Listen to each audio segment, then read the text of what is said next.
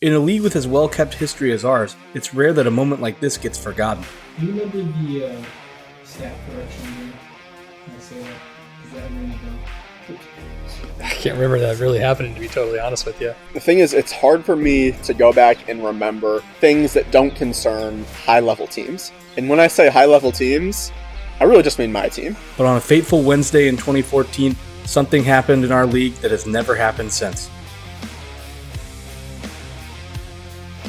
To paint the scene, it's the inaugural season of the GCB, and the undefeated Kickton Kachri are taking on the 3-1 Mr. Beasts. Going into the game as a 3-1 team, did you feel confident in your chances?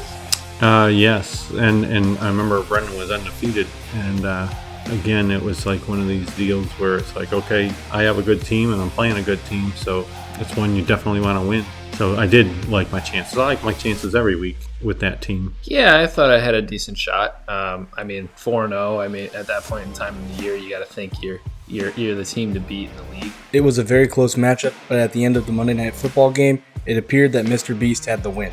That was crazy, and I remember thinking that I got away with one, just one of those tight, close games, and it was like, good. Now Brennan and I are both 4-1, and you just move on. And that's how I was feeling. And then they actually posted it on Tuesday, and I had the win. However, come Wednesday morning, the result of the game had been flipped to Brendan Ritchie's favor by the slimmest of margins possible, 0.02 points. Just randomly the next day, I was on the website. I'm addicted to fantasy, and I check all my stuff, even on Wednesdays and stuff like that. We did Tuesday night roster moves, I think, then. So Wednesday morning, I was checking my, just checking what the waiver wire, and I see that I'm 3-2, and I was 4-1 yesterday, and so then I got looking into it and said, oh, this is a problem.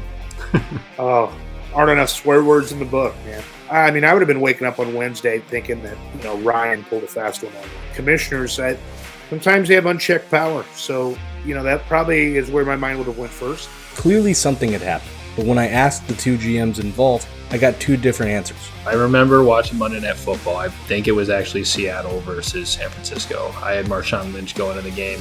I don't remember if the Beast had anybody going, but I know I needed like a certain number of points from Marshawn to actually get the win. I think after the Monday Night Football game ended, I was like 0.2 points down, so basically 2 yards or something like that from Marshawn. And I know basically sometime around Tuesday, late in the night, or on Wednesday, early morning, there was a stat correction from the NFL that gave Marshawn Lynch the number of yards that I needed to end up passing the Beast by I think it was 0.04. I think it was probably a holding call or something like that they miscalculated the yards that Marshawn had gotten on it or something like that.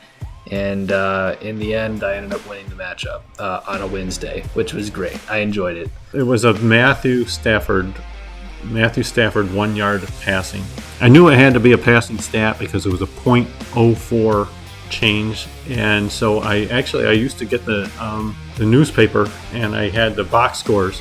So I said, well, I'm going to look at all the quarterbacks and see whose yardage changed, and I went to the ESPN online box scores and tried to find it, and sure enough, Matthew Stafford had been credited with, I forget what the yardage was, but he was credited with 1 yardage on Tuesday, and then on Wednesday was credited with 1 more yard.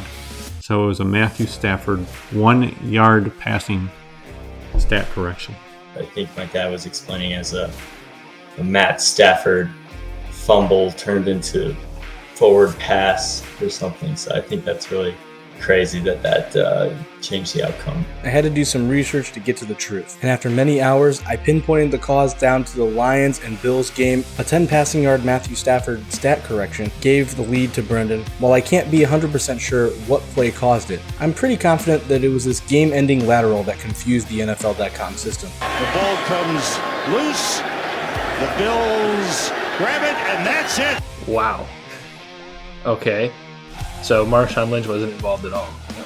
Damn. Okay. I could have sworn it was Marshawn. I remember being disappointed about it. I remember also not being super upset about it. I had a good team that year, and I knew I was going to win my share of games. I actually went to the Super Bowl that year. If it was a game that knocked me out of playoffs, or if it was a playoff game, it would have been a big hurt.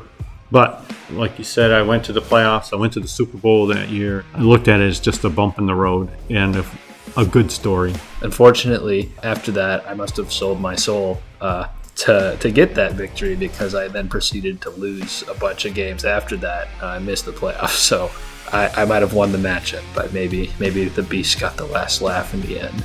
Could a stat correction like this happen again? I do think some of that is kind of unique to early on in the league.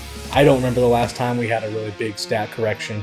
It felt like it happened a lot in our early years, so I think a lot of that is, NFL.com knew they needed to improve, and they did. So I hopefully we don't have to worry about this anytime soon.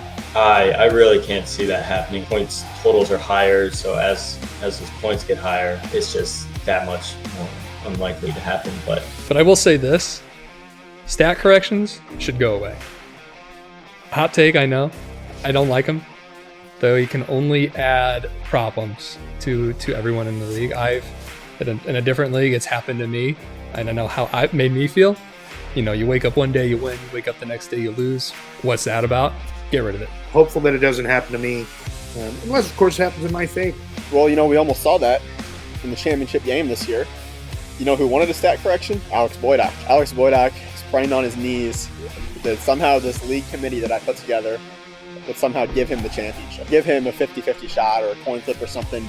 He was hoping for a correction. He didn't get it. People can hope for a stat correction to get a W, to get the playoffs. But at the end of the day, when you're a team like me, when you're as successful as me, you don't need stat corrections. Just be good. Be better than the stat correction. NFL.com, you got to respect.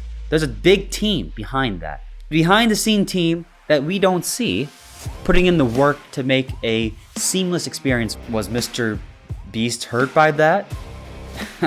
Gotta suck it up. That's just how the games are played. You don't want to win on a lie. So yeah, it doesn't really matter. It's not like Brendan ever got into the playoffs anyway. So now you're hearing about the stat correction.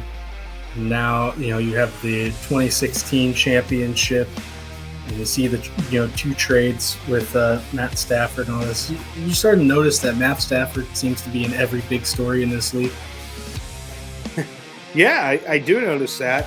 If there's a theory behind it, I'd love to know more. Maybe I need to trade for Matt Stafford upon hearing these stories, because it seems like weird things could happen and gives me a puncher's chance that those weird things benefit me. That is convenient that he keeps popping up in this story. I think when he retires, we should expand the league and invite him.